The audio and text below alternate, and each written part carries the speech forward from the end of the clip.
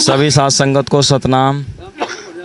देखिए क्या नाम है भाई गाँव का? रसूलपुर टोंगिया, जो कि जिला हरिद्वार का इधर लास्ट गांव पड़ता दिखे जी है। ये लास्ट गांव है और हम यहाँ एक बहुत बढ़िया एक पहली बार इधर आए हैं। तो यहाँ एक बड़ा संत समागम था, आयोजन था गुरु पूर्णिमा के अवसर पर, और रात्रि में अच्छा सत्संग फरमाया गया, जिसकी अध्यक्षता जो है महात्मा राजकुमार दास जी कर रहे थे, जो कि चमारी खेड़ा आश्रम से हैं। बढ़िया अच्छे महात्मा हैं, बड़े सज्जन हैं, नेक हैं, और अपनी वाणियों से जो है मानव जीव को समझाने का काम करते हैं। तो महाराज जी बताएंगे, उनका मुझे लगता है कि पुराना लगाव है काफ़ी सालों से इस गांव से, और उनका आना जाना भी काफ़ी है। तो महाराज जी इस गांव के लोगों के बारे में बताएंगे कि यहाँ के लोग कैसे सेवा करते हैं साधु संतों की, और महाराज जी भी जब आया करते थे तो कैसे उनकी सेवा किया करते थे, और कैसे ये लोग प्रभाव में आए महाराज जी के, किस प्रकार से ये जुड़े। तो कुछ महाराज जी ज्ञान दर्शन करेंगे। महाराज जी सतनाम। सतनाम जी।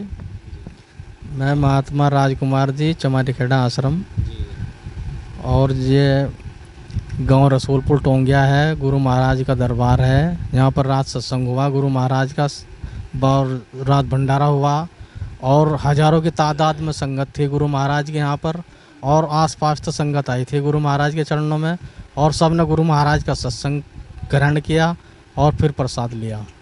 सतगुरु समनदास महाराज जी यहाँ प्रत्येक वर्ष आते थे, और गुरु महाराज जी अपनी ही दया मेहर के द्वारा इस गांव में आए, और अनेकों चमत्कार गुरु समनदास जी ने इस गांव में दिखाए। वो किस तरह के चमत्कार दिखाए कि समाज जो है हमारा गरीब समाज है और बहुत ही पिछड़ा समाज था, लेकिन सतगुरु समनदास जी ने आके यहाँ पर इस भोले बिसरे समाज को जगाया, और भोले बिसरे समाज को जगाने के बावजूद में यहाँ पर लोग काफ़ी संख्या में जो है गुरुमुखी बने। गुरु महाराज ने घर घर जाकर लोगों के हवन किए, सत्संग किए और नामदान दिया। उसके बाद में गुरुजी जब भी आते थे तो हजारों की तादाद में संत महात्मा आते थे, और इन गांव वालों का सबका सहयोग था, पूरी सत्संग मंडली का, रसूलपुर टोंगियों का, और उनके आवागमन के लिए एक हफ्ता पहले तैयारी हो जाती थी। और गुरु महाराज जी का जो रात का सत्संग था, ऐसे ही जैसे पहले वर्ष प्रत्येक वर्ष होता था, ऐसे ही जो है गुरु महाराज का सत्संग यहाँ पर उसी तरह से हुआ। गुरु समनदास जी के चोला छोड़ने के बावजूद भी समाज में ये जागृति पैदा हुई कि समनदास महाराज जी हमारे बीच में हैं और हमेशा रहेंगे, और जब तक उनका नाम है संसार में अखिल भारतीय रविदास मिशन, सतगुरु समनदास महाराज जी का नाम हमेशा चलता रहेगा। और ऐसे ही इस गांव में, इस गांव के आसपास में जो सत्संग मंडली है, सभी यहाँ गुरु महाराज का हवन, सत्संग, पूजा पाठ, भंडारा हमेशा गुरु महाराज का चलता रहेगा। तो महाराज जी जैसे स्वामी समनदास जी यहाँ आए थे तो लगभग कितने साल पहले यहाँ प्रथम बार आए होंगे? लगभग अंदाजा कितने साल पहले आए होंगे? कम से कम 8-9 साल पहले। अच्छा, 8-9 साल पहले। तो जैसे अभी तो सड़कें बड़ी अच्छी हैं, और ये तो प्लेन के मुकाबले पहाड़ों की तरफ जो है पथरीले कंक्रीट रास्ते हैं, और ये लास्ट गांव हैं। तो उस समय जब महाराज जी पे संसाधन नहीं हुआ करता था, महाराज जी कैसे आया करते थे? महाराज जी जो है एक छोटा सा जुगाड़ से आ करते थे, जिसको जुगाड़ बोलते हैं, वो लकड़ी का जुगाड़ था, और हमारे संत महात्मा उसी से आते थे। और यहाँ पर जो है पानी भरा रहता था, क्योंकि यहाँ पर तो सड़कें की बड़ी हालत ख़राब थी और पानी भरा रहता था। लेकिन हमारी जो गुरु महाराज की आस्था थी, लोगों के अंदर ऐसी आस्था थी कि गुरु महाराज जी उनके लिए उस जुगाड़ के द्वारा यहाँ पर आते थे, और समाज के लोगों को तरह का संदेश देते थे कि लोगों के अंदर देवी देवताओं को मानना, इधर उधर का भूत भाषा का ख़त्म करना, गुरु महाराज जी की पूजा करना, रविदास मिशन का प्रचार करना, बाबा साहेब अम्बेडकर जी का प्रचार करना, और इस भोले बिसरे समाज को, दलित समाज को समझाना। और अनेकों संत महात्मा हुए, दूसरी बिरादरी में भी प्रचार किया, अनेकों चमत्कार गुरु समनदास जी ने दिखाए। जी जैसे उत्तराखंड हो गया, महाराज जी ने कई स्टेटों में प्रचार किया है, चलो पंजाब में भी मान लेते हैं, वहाँ तो गुरु ग्रंथ साहब के कारण गुरु रविदास जी का थोड़ा बहुत प्रचार है। लेकिन जैसे उत्तराखंड हो गया, हमारा पड़ोसी आपका यूपी स्टेट हो गया, पश्चिम यूपी में तो महाराज जी खैर वहीं जन्मे हैं, मुजफ्फरनगर में। तो इधर महाराज जी को ही श्रेय जाता है प्रचार करने का, गुरु रविदास जी का, या किसी और मिशन ने भी? जो महाराज जी ने मिशन चलाया उसका मिशन का नाम बताएं, और किसके अंतर्गत सारे सत्संग समागम मनाए जाते हैं? देखिए, गुरु समनदास जी, हमारे स्वामी जी समनदास जी ने घर घर जाकर लोगों को रात दिन मेहनत किया और समाज को जगरा, और अखिल भारतीय रविदास मिशन की जो स्थापना हमारे महाराज समनदास जी ने यहाँ पर की, और जितने भी यहाँ पर लोग भ्रम पड़े हुए थे, लोगों को भ्रम से दूर किया, लोगों को अंधविश्वास से दूर किया, लोग अंडा दारू मांस का इस्तेमाल करते, सेवन करते, तो उनका छुटकारा दिलाया। और उसी तरह से प्रचार किया गुरु महाराज समनदास जी ने, अपना जीवन संपूर्ण समाज के लिए लगा दिया। और उसके बाद में गुरु महाराज ने जो है अलग अलग जगाई, और अलग जगाने के बाद में गुरु समनदास जी ने अखिल भारतीय रविदास मिशन का प्रचार किया। और हमारे उत्तराखंड में नहीं, हमारे इधर आसपास में जितना भी स्टेट पर पढ़ते हैं, हमारे उत्तर प्रदेश, हमारा हरियाणा है, पंजाब है, सारे में गुरु महाराज ने प्रचार किया और घर घर जाकर लोगों को जगाया। महाराज जी जैसे आप भी चोड़ाधारी हैं, महाराज जी ने आपको चोड़ा दिया है, तो आपको कितने साल हो गए हैं मिशन में सेवा करते हुए? गुरु समनदास जी के मिशन में मुझको जो है 15-16 साल तो गुरु जी के शरण में हो गए। अच्छा जी। उससे पहले जो है मैं गुरु महाराज जी के चरणों में रहा, सेवा मैंने काफ़ी किया, गुरु जी के चरणों में लगे रहे। और जब तक स्वामी जी मुझे मिले, जब से स्वामी जी के चरणों में ये हमने अपना जीवन संपूर्ण उनके नाम पर कर दिया। तो महाराज जी जैसे क्षेत्र वाइज महाराज जी ने संगत के लिए, ताकि उनको असुविधा ना हो, आश्रम भी बनवाए हैं और आश्रमों पे मेहनत भी छोड़े हुए हैं। तो कोई आश्रम आपको भी दिया हुआ है महाराज जी ने कि भाई तुम यहाँ सेवा करो और क्षेत्र की जनता को जो है वार्षिक मंथली और वार्षिक प्रोग्राम करे जाएँ? देखिए, चमारी खेड़ा आश्रम देहरादून रोड, जिला सहारनपुर में पड़ता है, छोटमलपुर के पास में। और वहीं पर गुरु महाराज ने आश्रम अपना डेरा दिया। गुरु समनदास जी भी वहाँ प्रत्येक महीने को 18 तारीख को आते थे, और गुरु महाराज समनदास जी ही अपनी अध्यक्षता के द्वारा सत्संग किया करते थे। वार्षिक प्रोग्राम, वार्षिक 18 मार्च का प्रोग्राम होता है।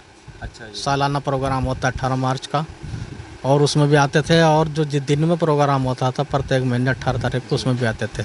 और सतगुरु समनदास महाराज जी ने ही अपने चरणों के द्वारा, अपने कमाई के द्वारा इस समाज को जगाया, और हम जैसे अज्ञान जीवों को भी जगाया। सतगुरु समनदास जी का हमारे ऊपर बहुत बड़ा जो है कार्यभार है, और इतना बड़ा कर्ज है उनका कि अगर हम अपना अगले जन्म भी हमारा हो तो हम ये चाहेंगे कि सतगुरु समनदास जी महाराज जैसे संत हमें जरूर मिले। देखिए, उनका तो बड़ा उपकार है हमारे ऊपर कि हम जानवर जैसी ज़िंदगी जीने वाले लोगों को उन्होंने इंसान बनाया, और हम लोगों को शुद्ध शाकाहारी जीवन। और एक बड़ी बात आप देखिएगा कि किसी गांव में जो है यदि चमारों के 400 घर है और वहाँ 4 घर समनदासियों के हैं, तो उनके अलग रहन सहन, अलग खान पान, उनकी व्यवस्था, उनका सब कुछ, आए गए साधु संतों की सेवा भाव, सब कुछ अलग कल्चर मिलेगा उनका, क्योंकि उन्हें ये चीज़ें सिखाई गई हैं कि भाई आए गए की सेवा करो। तो महाराज जी, देखिए महाराज जी हैं, बहुत अच्छे हैं, उनके विचार आपने सुने। राजकुमार दास जी जो कि चमारी खेड़ा आश्रम पर सेवा करते हैं, तो ऐसे महात्माओं को हम जो है नतमस्तक होते हैं। भाई समाज को दिशा देते हैं संत जो होते हैं ना। गुरु रविदास जी महाराज जी ने भी कहा है, साध संगत बिना भाव नहीं उपजय, भाव बिन भक्ति ना होए तेरी, कह रविदास एक बेनती अरसो पैज राखो राजा। गुरु महाराज जी ने कहा है कि साधु संतों के बिना आदमी को ज्ञान की उपज नहीं होती, भले ही अपने आप कितनी किताबें पढ़ लें। आज भी हम ये जो यहाँ की गांव की आयोजक मंडली कमेटी हैं, ये चाहे 5-4 गांव के लोग और भी बुला लेते हैं, लेकिन बिना साधु संतों के स्टेज नहीं लगता, मंच नहीं सजता, गुरु दरबार नहीं सजता। तो संत ही समाज का मार्गदर्शन करते हैं। गुरु रविदास जी ने बड़े बड़े राजाओं महाराजाओं का मार्गदर्शन किया, क्योंकि राजा मन के अधीन होता है, लेकिन मन साधु के अधीन होता है, मन साधु के कब्जे में होता है। इसलिए साधु की उपाधि बड़ी है, और दुनिया में सबसे बड़ी उपाधि महात्मा की है। महात्मा एक पूजनीय शब्द है, और इसके सामने बड़े बड़े राजा बादशाह भी झुके हैं, उस समय भी झुके हैं और आज भी झुकते हैं। आज भी बनारस के जन्म स्थान मंदिर चले जाओ, वहाँ भी प्रधानमंत्री से लेकर राष्ट्रपति जी, KR नारायणन तक, बड़े बड़े लीडर सब महाराज जी के चरणों में झुकते हैं। तो हम सभी को अपने गुरु की ताकत को, उनकी पावर को, और हम अपने मुक्ति दाता हैं। क्योंकि भोग योनि और कर्म योनि 2 चीज़ें हैं। इंसान जो है कर्म योनि में है, और जीव जंतु जानवर भोग योनि में है। तो हमें शुक्र मनाना चाहिए सतगुरु जी का। उन्होंने कहा है, बहुत जन्म बिछड़े थे माधो जन्म तुम्हारे लेखे। तो उन्होंने अगर हमें इंसान बनाया है, कभी आपने देखा नहीं होगा गधे घोड़े कुत्ते भजन सिमरन करते हों, ये इंसान को ही अवसर मिला है। इसलिए हम लोगों को जो है भजन सिमरन करना चाहिए, सतगुरु के दरबार में हाजिरी लगानी चाहिए। साधु की जो ले उठ तेरे मीठे पाप कोट, करोड़ों पाप कट जाते हैं जब गुरु जी की शरण में जाते हैं। तो हम लोगों को साधु संतों की सेवा करनी चाहिए, तन से, मन से, धन से, और उनसे कभी भी उनकी साध का निंदक कैसे तरे स्तर पर जानो नरक ही परे। गुरु रविदास जी ने अपनी वाणियों में लिखा है कि साधु संतों की निंदा करने वाला को नरक जाने से कोई नहीं बचा सकता। साधु संतों का बैर ऐसा होता है जैसे पानी में कोई पत्थर आप फेंको, वो थोड़ी देर हिलता है लेकिन फिर वो स्थिर हो जाता है। इसलिए आप इनके वाद और उपवाद पे ना जा करके अपने बारे में सोचें, क्योंकि ये तो एक है, इनका रास्ता एक है, ये कहीं नहीं जाएंगे अपने गुरु को छोड़ करके। इन्होंने सब महाराज की लीला देखी है। हम लोगों को समझना है, हम लोगों को अपने जीवन को कैसे उज्जवल बनाना है, कैसे महाराज की शरण में लगना है। तो महाराज जी ने बड़ी अच्छी जानकारी दी है राजकुमार दास जी ने, और यहाँ की अध्यक्षता भी की है, और बड़े अच्छे लोग हैं इस गांव के। मैं भी प्रथम बार यहाँ आया हूँ, मुझे बहुत अच्छा लगा यहाँ आके।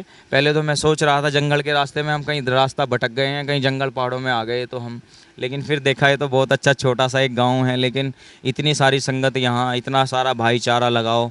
और जानकारी के अनुसार पता चला है कि जो कल आप यहीं गाँव से हैं, तो आप है ना, जानकारी के अनुसार पता चला कि यहाँ रोटियां जो आई थी वो प्रसाद में बन के वो लोगों के घर घर से आई थी संगत के, मतलब इतना प्रेम। क्यों जी, ये बात है? हाँ जी जी। रोटियां बन के हाँ, आई थी वो सबके घरों से सभी आई थी। घरों से आई थी। जी जी, धन्यवाद आप सभी का।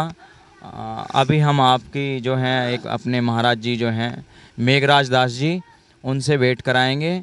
जो पचेड़ी आश्रम आपका भी उत्तराखंड में ही लगता है ना महाराज जी? जिला भी हरिद्वार ही लगता है। हाँ जी, हाँ जी। दोबारा